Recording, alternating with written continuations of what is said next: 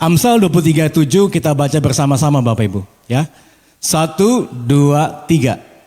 Sebab seperti orang yang membuat perhitungan dalam dirinya sendiri, demikianlah ia.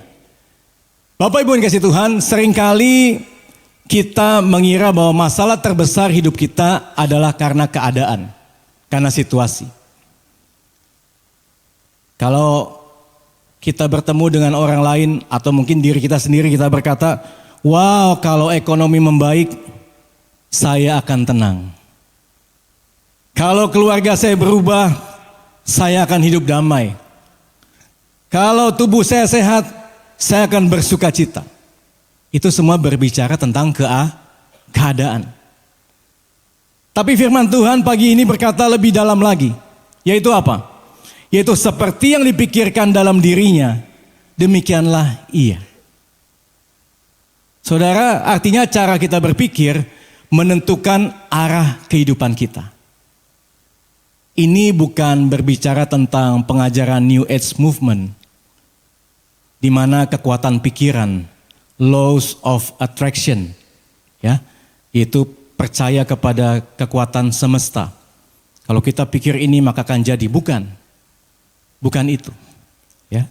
Tapi di sini adalah bagaimana dalam batin kita, pola pikir terdalam dalam hidup kita, itu yang membentuk karakter kita dan kehidupan kita, Bapak Ibu. Jadi bukan dipengaruhi oleh situasi dan keadaan di sekeliling kita. Dalam bukunya Joyce Meyer, Battlefield of the Mind, dikatakan bahwa peperangan rohani terbesar itu bukan terjadi di sekeliling kita. Tapi sesungguhnya peperangan rohani yang paling besar itu terjadi di dalam pikiran kita. Saudara, jadi hati-hati dengan pikiran kita. Banyak orang yang sudah diselamatkan. Kita semua sudah jadi Kristen, pengikut Kristus. Tapi banyak orang juga yang pola pikirnya masih dikuasai oleh hal-hal yang lama. Pola pikir lama, ketakutan lama, kebiasaan lama, luka-luka yang lama. Dan hari ini kita mau belajar bagaimana renewing the mind. Sehingga kita mengerti apa dampak pikiran yang diubahkan. Saya percaya kita semua rindu supaya kita semua punya pikiran yang diubahkan. Amin. Next. Pikiran yang salah akan membentuk hidup yang salah. Keep in your mind. Camkan ini saudara. Kalau kita punya pikiran yang salah, hidup kita akan terbentuk menjadi salah. Contoh, next. Ada yang mengatakan, wah saya sudah terlalu tua untuk berubah. Bicara tentang usia. Seringkali yang mengatakan begini menganggap bahwa ketika usianya sudah tua, sudah lanjut, ini menjadi penghambat buat dia untuk bisa berkarya lebih lagi. Yang kedua, ada yang mengatakan keadaan saya tidak mungkin membaik. Mungkin satu waktu divonis sakit yang berat, sakit yang kronis, sehingga dibilang keadaan saya nggak mungkin bisa membaik lagi. Ini udah stadium berapa ini? Udah final. Kesehatan mungkin menjadi penghalang. Next, yang ketiga.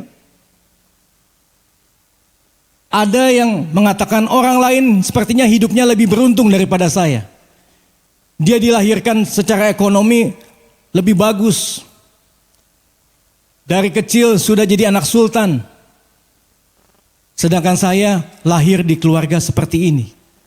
Ini semua adalah pikiran yang salah. Yang seringkali timbul dalam pikiran kita. Ayub pasal 3 ayat 25 dan 26 mengatakan begini. Karena yang kutakutkan itulah yang menimpa aku, dan yang kucemaskan itulah yang mendatangi aku.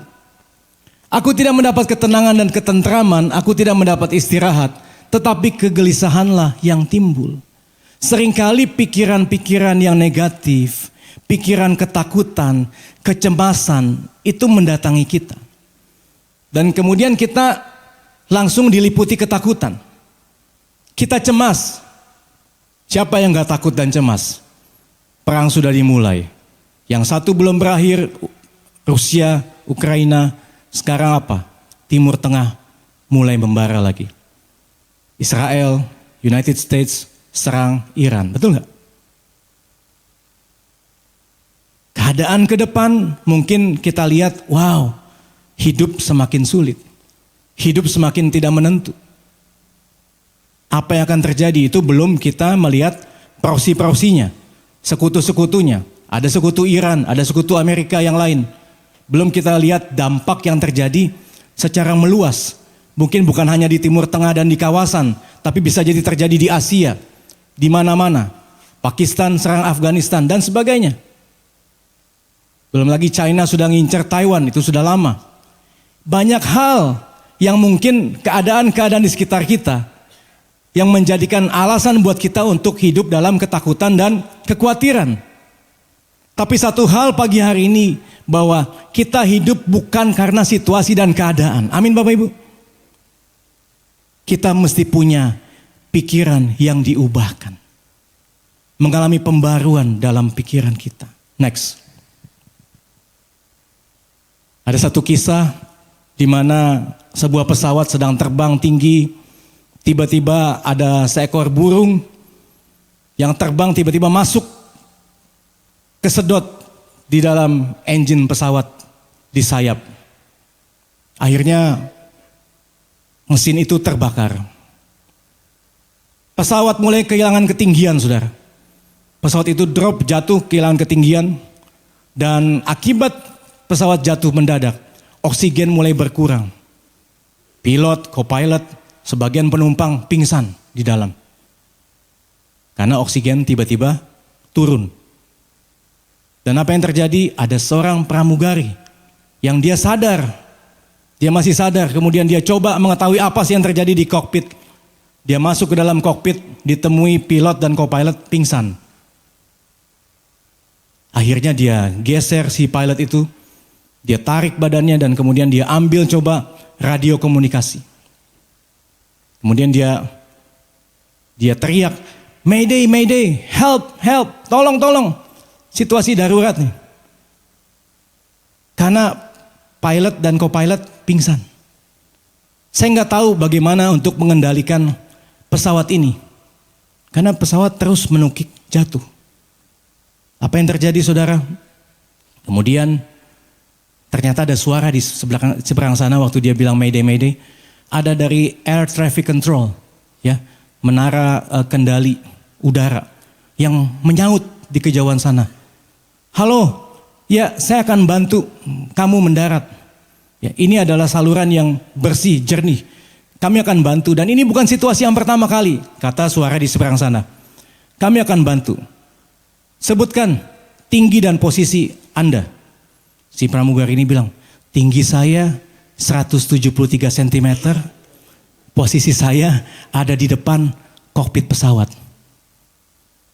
Langsung suara di seberang sana langsung terdiam kaget di ATR itu. Kemudian Air Traffic Control bilang begini, oke, kalau begitu ikuti kata-kata saya, Bapa kami yang ada di dalam surga.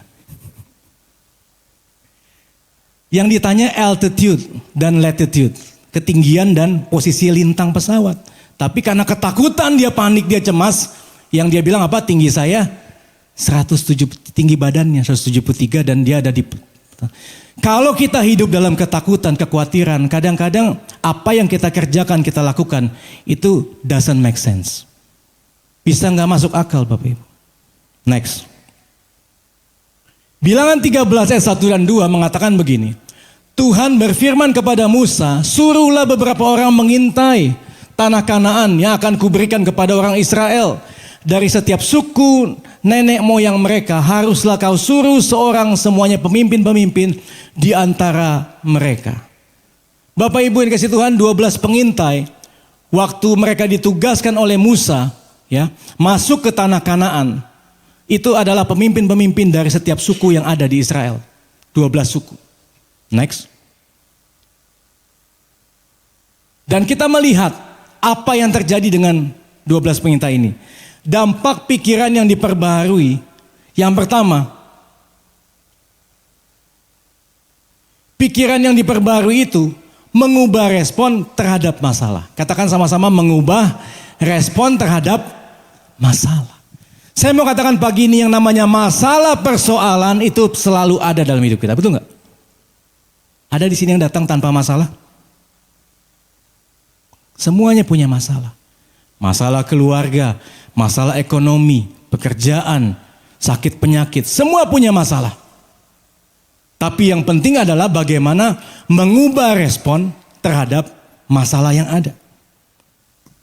Next. Bilangan 13 ayat 31 mengatakan begini.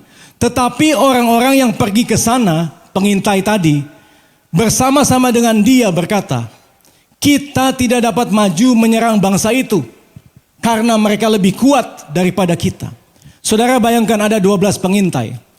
Tapi the majorities, yang mayoritas 10 pengintai mengatakan begini. Kita gak bisa maju menyerang bangsa itu. Kenapa? Mereka terlalu kuat.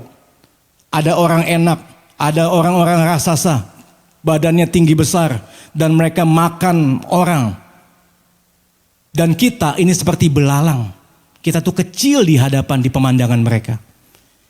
Ini dampak dari ketakutan. Dampak dari perubahan pola pikir yang belum mengalami perubahan. Berapa banyak saudara ketika mengalami masalah hari-hari ini, mulai dilanda ketakutan. Saudara mulai berpikir, apa yang akan terjadi ke depan? What's next? Bagaimana dengan keluargaku? Dengan ekonomiku? Dengan usaha pekerjaanku? Dengan kehidupanku? Kesehatanku? Seringkali berkecamuk dalam pikiran kita. 10 orang ini semuanya negatif, saudara. Next. Tapi ada 2 yang berpikir positif. Yang sudah mengalami pembaruan dalam pikirannya itu Yosua dan Kaleb. Yosua dan Kaleb mengatakan begini. Negeri itu luar biasa baiknya. Jika Tuhan berkenan kepada kita, kita akan masuk menduduki negeri itu. Bayangkan 10 negatif, 10 punya pola pikir seperti itu. Tidak mungkin kita bisa, tapi yang 2 berpikir positif. Karena mereka tahu Tuhan bersama dengan mereka. Amin Bapak Ibu. Kita tahu bahwa Tuhan Allah Immanuel, Allah yang bersama-sama dengan kita. Apakah saudara memilih yang 10 atau yang 2? Ini adalah mindset pola pikir. Saudara, faktanya sama. Ya, 12 pengintai datangnya sama.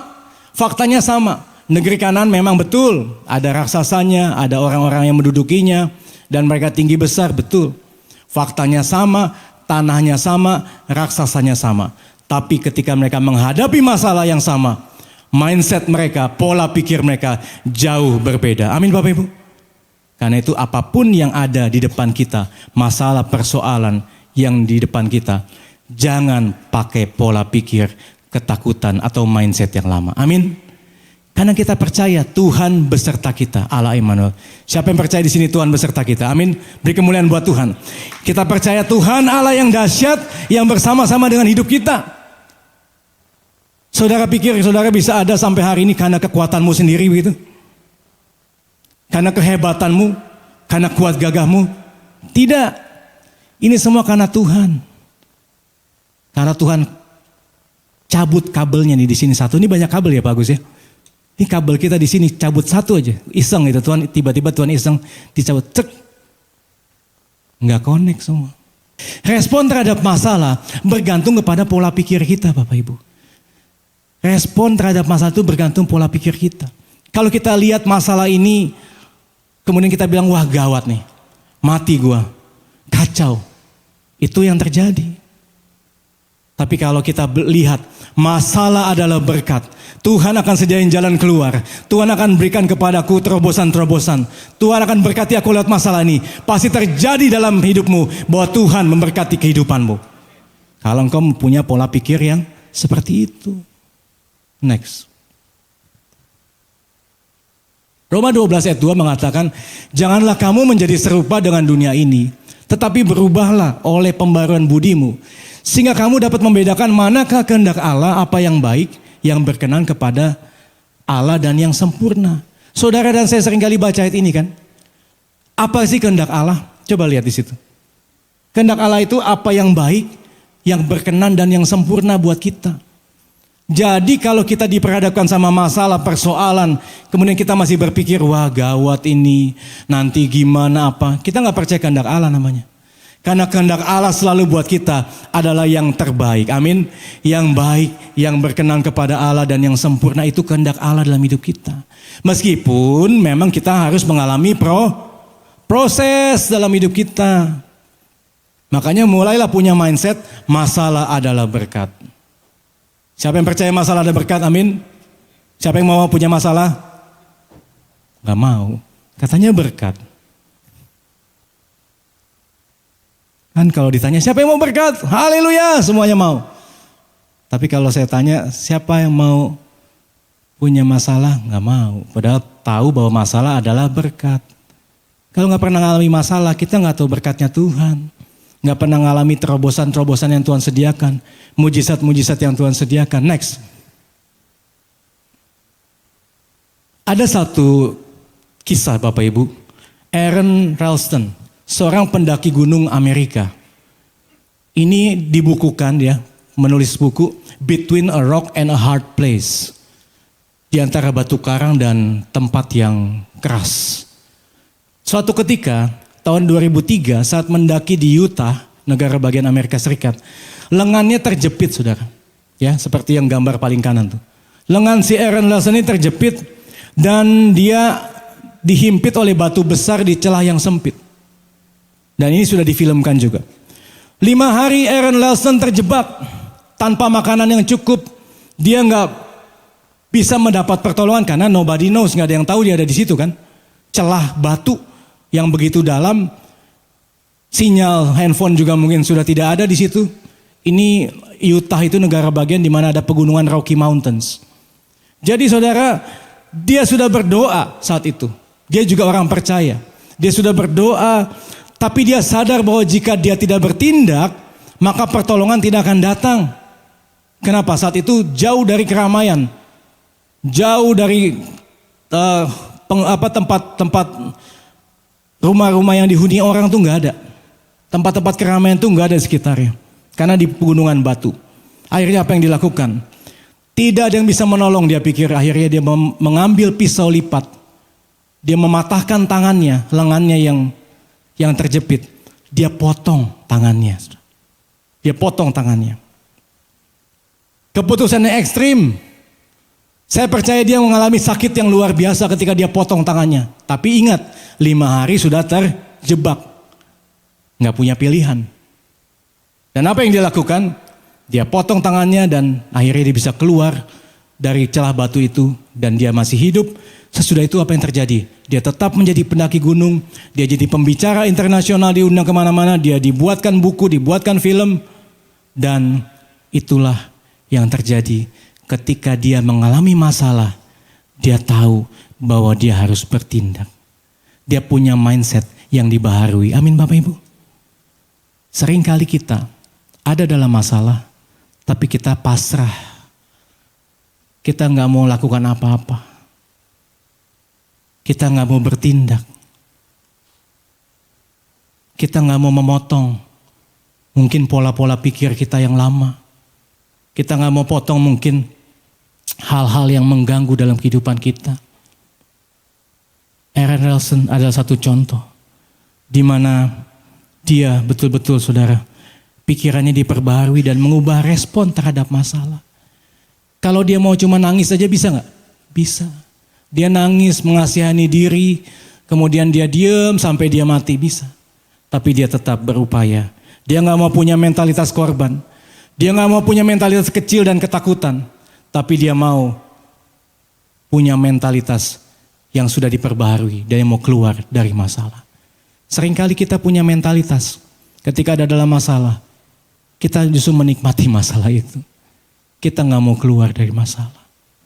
Kita nggak mau bertindak. Yang kedua, pikiran yang diperbarui menghasilkan hidup yang berbeda. Jadi pikiran yang diperbarui menghasilkan hidup yang berbeda. Coba kita lihat satu ayat di dalam Bilangan 3:14 ayat 24. Tetapi hambaku Kaleb, karena lain jiwa yang ada padanya dan ia mengikut aku dengan sepenuhnya, akan kubawa masuk ke negeri yang telah dimasukinya itu, dan keturunannya akan memilikinya. Saya tadi sudah katakan kepada Bapak Ibu Saudara, dari 12 pengintai, 2 yaitu Yosua dan Kaleb, punya mindset pola pikir yang berbeda. Kalau 10 bilang gak mungkin, maka Yosua dan Kaleb justru bilang kita akan menduduki negeri itu. Karena itu adalah tanah yang telah dijanjikan Tuhan.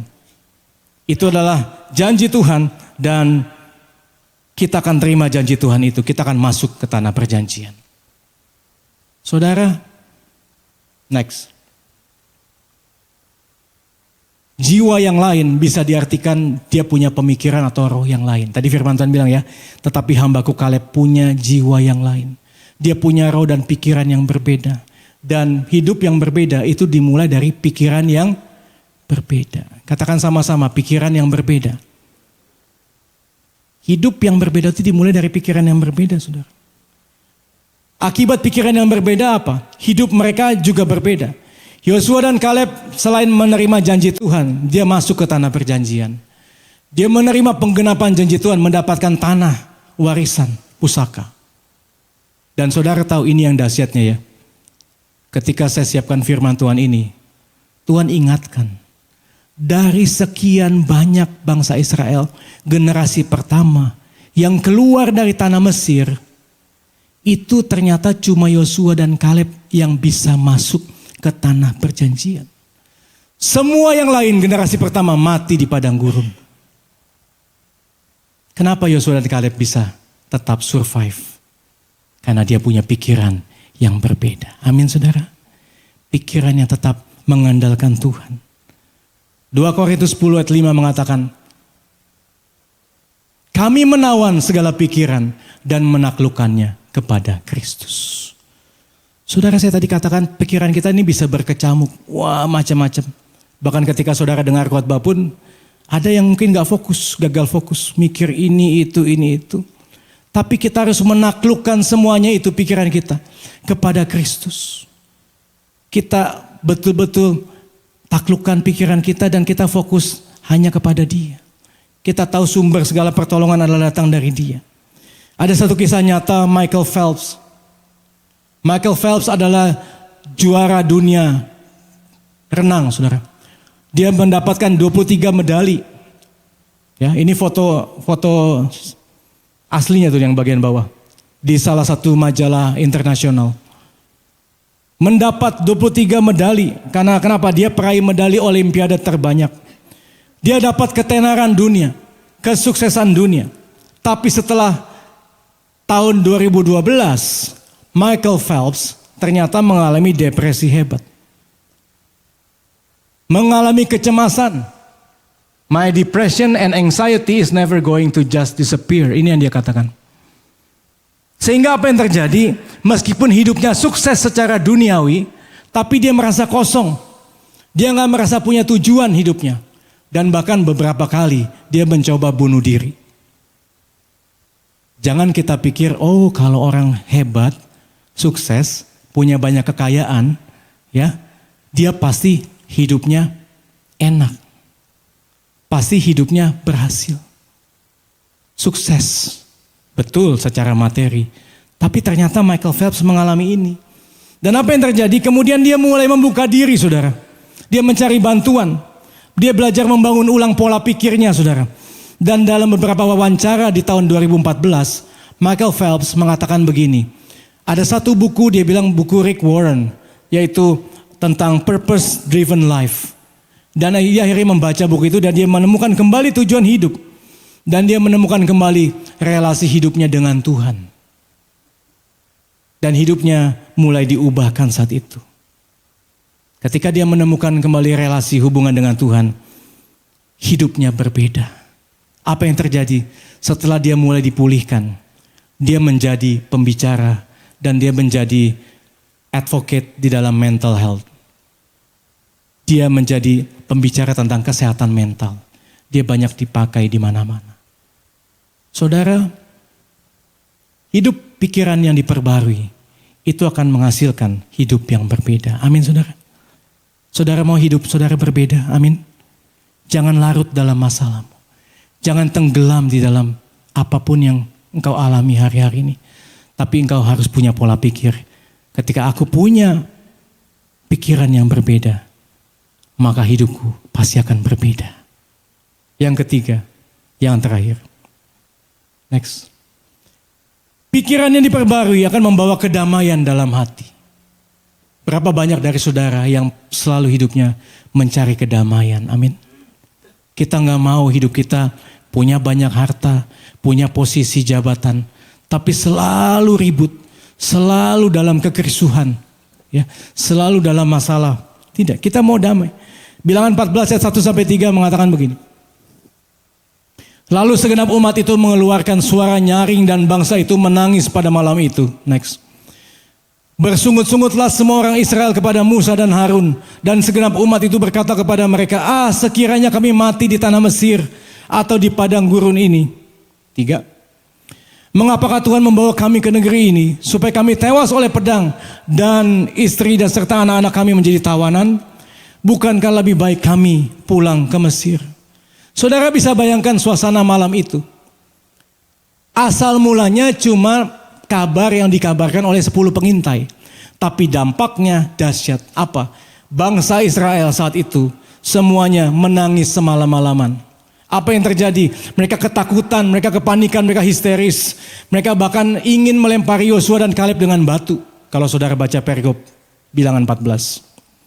Seluruh bangsa menjadi tawar hati. Mereka bersungut-sungut. Mereka bilang enakan di Mesir. Tuhan membawa keluar bangsa Israel dari Mesir dalam satu malam. Tapi butuh waktu 40 tahun untuk mengeluarkan mindset Mesir dari bangsa Israel. Mereka selalu ingin kembali ke Mesir. Mereka bilang di Mesir lebih enak. Di Mesir lebih terjamin dan sebagainya.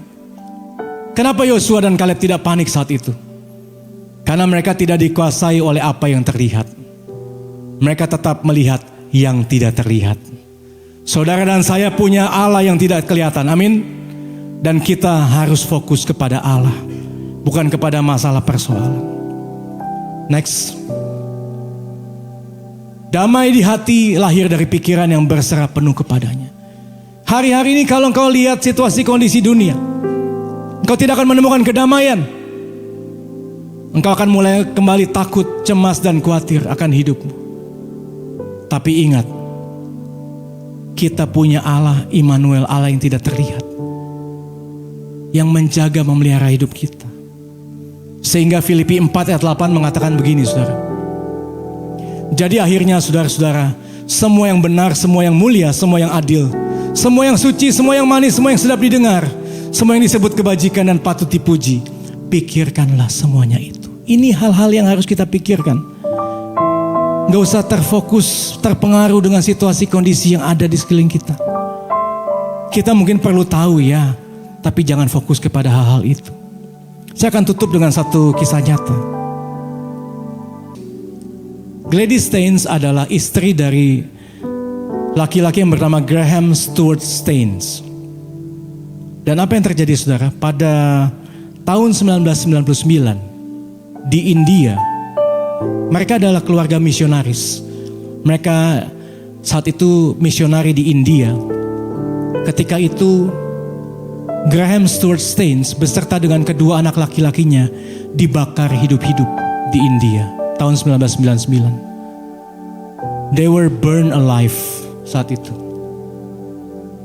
Itu dua anak laki-lakinya bersama dengan papanya itu yang paling atas. Dan ini keluarganya komplit. Itu mobil yang dibakar oleh massa ekstremis di India saat itu. Dunia internasional marah, mengecam. Dan mereka semua menunggu kecaman keras dari Gladys Staines. Ini yang pakai pakaian sari ini, pakai pakaian India. Ini adalah Gladys Staines. Tapi apa yang terjadi? Dalam konferensi persnya, Gladys katakan dia mengampuni para pelakunya. Meskipun suami dan kedua anaknya dibakar hidup-hidup mati. Dia kehilangan suami dan dua anak sekaligus. Dia tinggal di negeri asing yang benci dengan kekristenan dan ancaman keamanan yang nyata. Tapi dia mengalami perubahan pola pikir, saudara. Dia menyatakan bahwa kebenciannya tidak akan membuat suaminya dan dua anaknya kembali lagi hidup, tidak. Dan dia juga memilih percaya bahwa kasih Kristus lebih besar daripada kekerasan. Pola pikirnya sudah diubahkan. Apa yang diambil keputusannya oleh Gladys Steins? Dia tetap tinggal di India menjadi seorang misionaris. Tetap memberitakan kasih Kristus di tanah yang sama di India, di mana suami dan kedua anaknya dibunuh. Yang menyentuh adalah, saudara, bagaimana dengan kita ya? Gladys tidak pergi dengan kepahitan, tidak. Kadang kalau kita ngalami hal yang tidak enak, mungkin kita berkata, udah lah, cukup. Aku cukup. Aku gak mau lagi ikut Tuhan. Aku gak mau lagi melayani. Aku gak mau lagi ke gereja. Karena lihat suamiku, dua anakku, kok Tuhan gak bela? Kok Tuhan izinkan terjadi? Tapi itu tidak terjadi dalam kehidupan Gladys Steins. Dia punya pola pikir yang diubahkan. Dan dia punya hidup yang berbeda. Amin, saudara. Next. Ada satu firman yang mengatakan begini. Yang hatinya teguh kau jagai dengan damai sejahtera. Sebab kepadamulah ia percaya. Dalam King James lebih jelas dikatakan, thou wilt keep him in perfect peace, whose mind is stayed on thee, because he trusted in thee. Engkau akan menjaga dia di dalam kedamaian sempurna, karena pikirannya, whose mind is stayed on thee, pikirannya tetap di dalammu, karena dia percaya di dalammu. Saudara, pagi hari ini biar pikiran kita tetap di dalam dia. Amin. Tetap percaya kepada dia. Saudara, bukan masalah rasasanya dalam kehidupan kita. Mungkin hari-hari ini engkau melihat rasasa dalam kehidupanmu. Tagihan yang membengkak, sakit penyakit kronis, konflik keluarga yang besar, atau ketidakpastian masa depan. Bukan masalah rasasanya yang engkau lihat, tapi saya percaya bagaimana kita melihat Tuhan di balik ini semua. Amin, saudara. Bukan masalah yang kita lihat. Masalah Tuhan izinkan supaya kita bisa melihat kebaikan Tuhan, bisa melihat mujizat dan pertolongan Tuhan. Dan biarlah kita fokus pagi ini untuk tetap memandang kepada Tuhan, punya pola pikir yang diubahkan. Mari kita bangkit berdiri, saudara.